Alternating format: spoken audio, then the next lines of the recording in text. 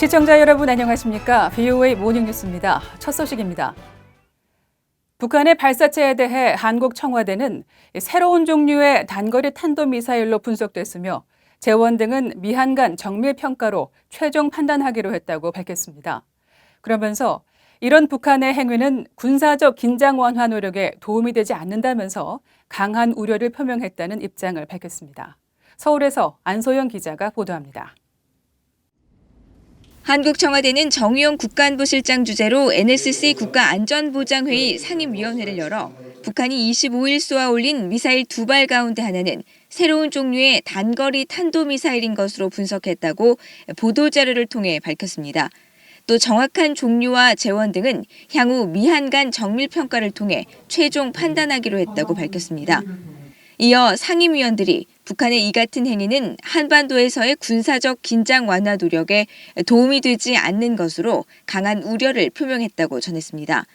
앞서 한국합동참모본부는 북한이 25일 오전 5시 34분과 5시 57분쯤 원산 일대에서 동해 해상으로 발사체 2발을 발사했다고 밝혔습니다. 첫 번째 발사체의 비행거리는 430km, 두 번째 미사일은 690여 킬로미터를 비행한 것으로 분석했습니다. 한국, 제주도 등 한반도 전역이 사정권에 든다는 겁니다. 한국 국방부는 브리핑을 통해 지난 5월에 이어 북한의 단거리 미사일로 추정되는 발사체 발사와 관련해 미 군사당국과 정보를 공유하며 정밀 분석 중이라면서 재발 방지를 촉구했습니다. 정부는 관련 동향을 예의주시해 왔으며 북한이 한반도에서 군사적 긴장 완화 노력에 도움이 되지 않는 이러한 행위를 중단할 것을 촉구합니다. 국방부는 그러나 북한의 잇따른 미사일 발사에 대해 한 단계 더 나아간 대응이 있어야 한다고 보느냐는 기자 질문에는 현재로서는 행위 중단에 대한 강력한 촉구만 생각하고 있다고 밝혔습니다. 또 이번 미사일 발사를 도발로 보느냐는 질문에는 군사적인 위협, 한반도의 긴장 완화를 위해 하는 행위로 본다면서 말을 아꼈습니다. 한국 외교부도 북한의 단거리 미사일 발사 직후 미국, 일본 북핵 수석대표와 연락해 관련 정보를 공유하고 분석을 긴밀히 하고 있다고 밝혔습니다. 서울에서 VOA 뉴스 안소영입니다. 미국 내 전문가들은 북한이 이번에 발사한 미사일이 지난 5월 발사 때와 유사한 이스칸데르급 미사일로 평가했습니다. 미국과 협상을 앞두고 더 많은 것을 얻으려는 전략이라는 분석과 함께 북한의 미사일 관련 활동이 일상화되고 있다는 지적도 나왔습니다. 오택선 기자가 보도합니다. 비확산 전문가인 제프리 루이스 미국 미들버리 국제연구소 비확산 연구센터 소장은 24일 VOA에 이번 미사일의 사거리를 근거로 지난 5월에 쏜 이스칸데르급 KN-23 단거리 미사일로 추정된다고 말했습니다. 피핀 나랑 MIT 교수도 자신의 트위터에 거의 틀림없이 KN-23이라고 분석하면서 고체 연료 준탄도미사일이라는 견해를 밝혔습니다. 또 큰 도발은 아니지만 고체 연료에 대한 북한의 경험이 증가하고 이것이 대륙간 탄도미사일 ICBM에 등장한다면 우려가 될 것이라고 설명했습니다. 그러면서 이번 발사는 다음 달로 예정된 미한 연합훈련에 대한 시위 성격으로 분석했습니다. 트럼프 대통령과 북한 김정은 위원장의 판문점 만남 이후 실무협상 재개가 추진되는 가운데 나온 북한의 탄도미사일 발사라는 점도 주목됐습니다.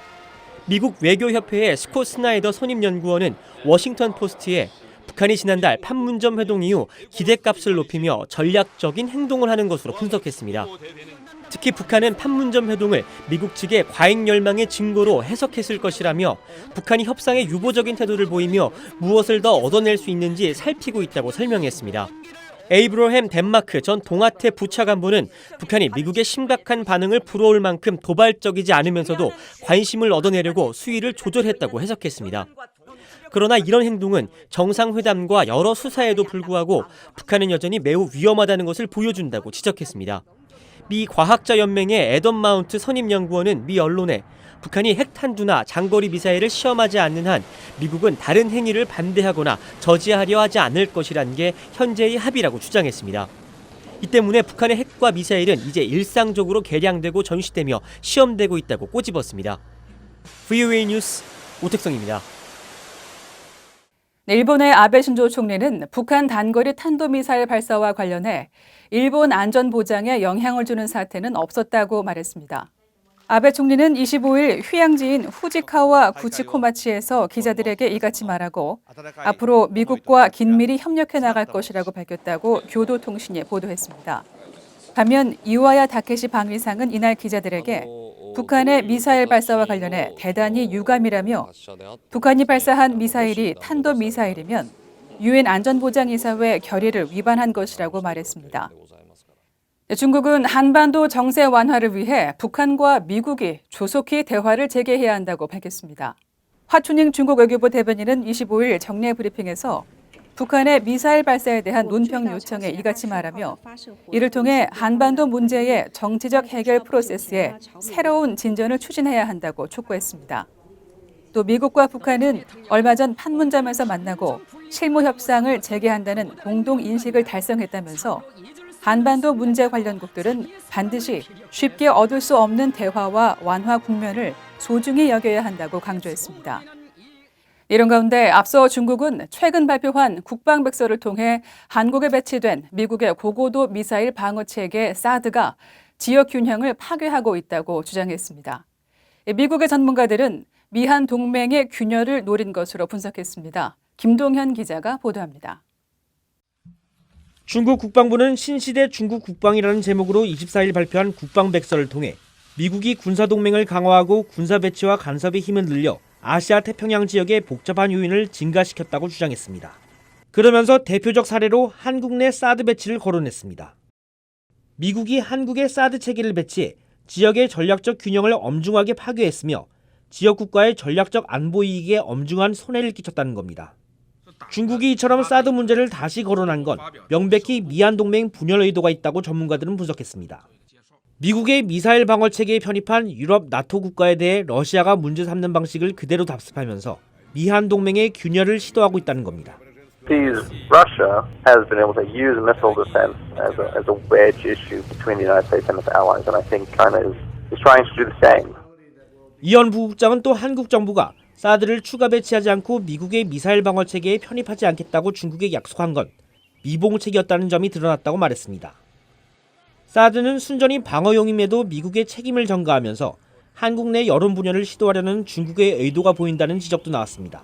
So the Chinese have used this to sort of test South Korea to try to divide the population of South Korea and try to see how much they can get away with from bullying.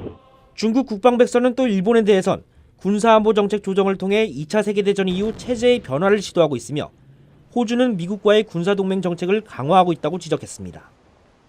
반면에 중국은 지역 안정과 평화에 적극 기여하고 있다고 주장했습니다. 중국 국방백서는 한반도를 분쟁 지역으로 지칭하며 한반도 상황의 긍정적인 개선에도 불구하고 여전히 불확실성에 직면해 있다고 평가했습니다. 그러면서 중국은 정치적 해결을 위해 건설적인 역할을 하고 있고 특히 유엔 안보리 대북 결의를 완벽하고 정직하게 이행하고 있다고 주장했습니다. VOA 뉴스 김동윤입니다. 북한 리용호 외무상이 다음 달 초 태국 방콕에서 열리는 아세안 지역안보 포럼 ARF 외교장관 회담에 참석하지 않을 것으로 알려졌습니다. 한국 언론들은 25일 외교 소식통을 인용해 북한이 최근 ARF 주최국인 태국에 리 외무상의 불참을 통보한 것으로 안다고 보도했습니다. 북한 외무상이 ARF에 참석하지 않은 것은 지난 2003년 이후 처음으로 이번에는 리 외무상 대신 외무성 고위 간부를 대신 보낼 것으로 알려졌습니다. 이에 따라 ARF를 계기로 이뤄질 것으로 기대됐던 마이크 폼페오 국무장관과 리용호 외무상과의 고위급 접촉도 무산될 가능성이 커졌습니다. 북한이 러시아 어선에 승선했다가 납포돼 9일째 억류 중인 한국인 선원들의 송환 문제와 관련해 여전히 답을 하지 않고 있는 것으로 전해졌습니다. 한국통일부 당국자는 25일 기자들과 만나 이날 오전 개성 남북공동연락사무소 연락대표 접촉에서도 북한 측이 한국인 선원 문제와 관련해 아직 위에서 통보받은 바가 없다는 취지의 반응을 보였다고 밝혔다고 한국 언론들이 보도했습니다. 러시아 어선 샹하이린 8호는 지난 17일 기관 고장으로 표류 중 동해상 북한 측 수역에 들어갔다가 단속에 걸려 북한 원산항에 인도된 것으로 알려졌으며 러시아 국적 선원 15명과 한국 국적 선원 2명 등이 억류된 상태로 북한과 러시아 사이에서는 송환 논의 등이 이루어지고 있는 것으로 알려졌습니다. 이상으로 VOA 모닝뉴스 마칩니다. 시청해주신 여러분 고맙습니다.